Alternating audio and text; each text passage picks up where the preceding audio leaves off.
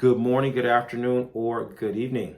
Whatever time it is when you hear this message, I pray that you're poised to receive, to accept, and to respond to words of wisdom. Ashe. There are two powerful moments in your spiritual transformation. The first moment is when you get a clear vision of the life you want to live. It could be like an epiphany. You might get a vision. You might go someplace and meet someone or be in a crowd of people.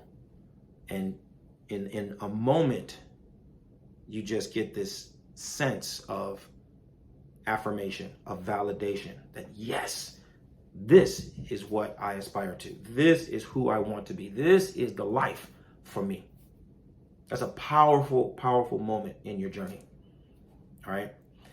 The second powerful moment in your journey, however, is where you start to recognize how your present habits are pointing you in a different direction from the life that you really want for yourself. A moment, a series of experiences bring you into this aha moment where you can suddenly see that your emotional habits are sending you in a different direction from the life that you want to live. Your time management habits are sending you into a different direction from the life that you want to live. Your money management habits are sending you into a different direction from the life that you really want to live. Your communication habits are sending you into a different direction from the life that you really want to live. And it isn't just that these are your unique qualifications or qualities and perspectives. I'm talking about that moment when you realize, I'm in my own way. When I do this, it prevents me from being able to experience that.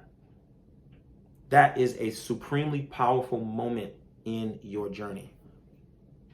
Now, a lot of people struggle with that second realization, right? Because immediately we start to think the worst of ourselves.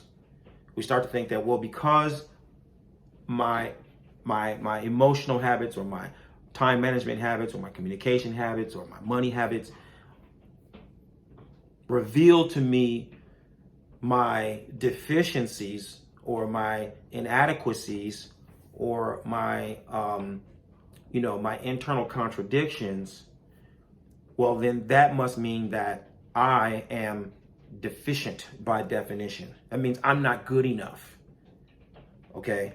And then it starts a whole track of internal dialogue that comes out of our programming in childhood or in school or in the broader community where, we have felt somehow inferior or inadequate, right? And as a result, we reject the reality that our habits are the obstacle to the life that we want to live. We reject it because we don't want to draw that conclusion about ourselves, entirely. And so the first thing that I want to do is, slow you down a little bit. Because you have a certain set of habits doesn't mean that those habits define you. This is why one of my mantras, and all of my students will know, I say this and write it continuously, or regularly, I should say. You are not your thoughts. You are not your emotions. You are not your speech. You're not your words.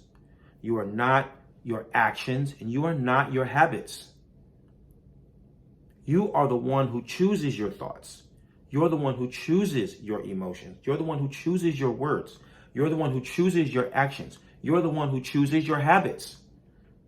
And so at the moment that you can separate you, the chooser, from the choices, now you can accept the reality that some of your choices are preventing you from living the life that you really want to live.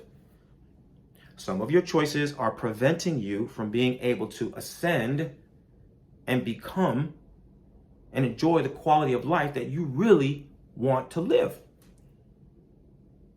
but it's a question of you making the choice. Okay?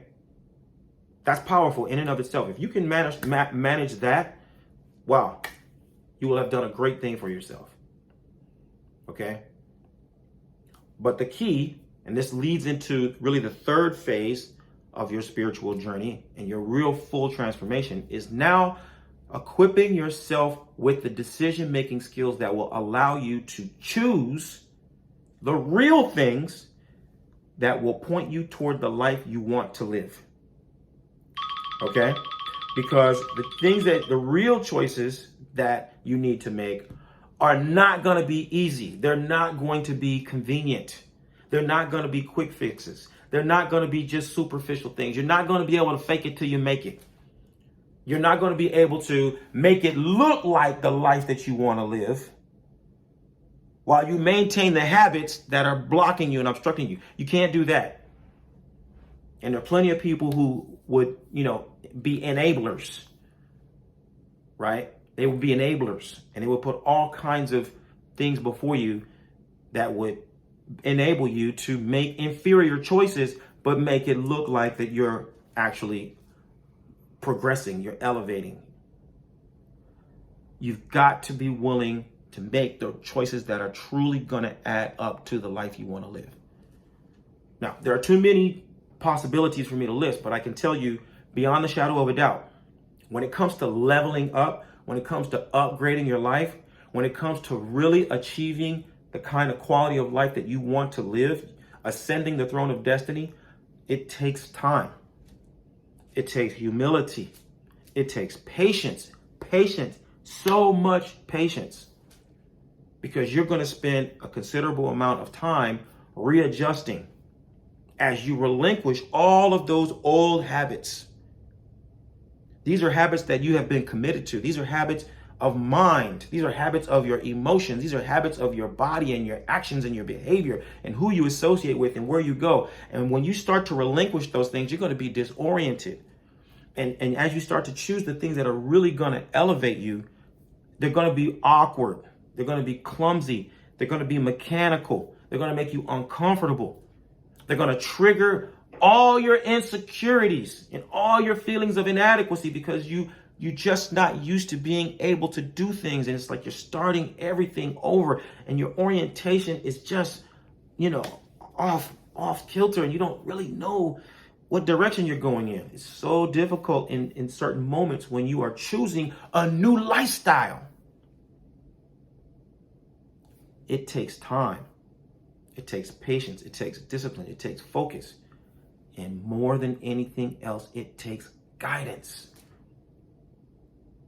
You need to be under the tutelage of someone who actually knows the process. Someone who's not going to be trying to tell you that if you just, put this thing, wear this ring, put on this necklace, lick this powder, rub this on your head, it's done, it's over. That isn't transformation, ladies and gentlemen. You're never going to be able to transform your life and really upgrade yourself with external things. You've got to reprogram your mind and your spirit and your body. Your whole being has to be reprogrammed. And that takes time. It takes expertise as well. And so, in the School of Orisha Studies and the Orisha Lifestyle Academy, what I apply is 30 years of experience as a human services professional, as a priest, as an educator, as a counselor, as a coach. I take all the best practices of my experiences in the corporate arena, in the elementary school arena, in the temple, in the school. I pull all those things together and I integrate them strategically and deliberately in ways that facilitate change from the inside out. So that as you start to reorientate yourself and reprogram yourself, you learn to make more prudent decisions. Decisions that will truly align you with the fulfillment of your destiny, the optimization of your natural gifts and talents. Okay?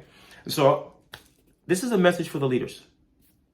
I'm talking to the people who already know what I'm saying. Some people are scratching their heads right now, but other people are saying, yep, exactly. That is the message for me. If you're one of those people and you're ready to help improve the world through positive influence, and you're ready, willing, and able to do the work to transform your life and transform the lives of those who you're destined to serve, I want you to visit me at obafemio.com, at orishalifestyle.com. Get enrolled. Let's start working together to help you live the medicine that will heal your life and heal the lives of those who you are destined to serve.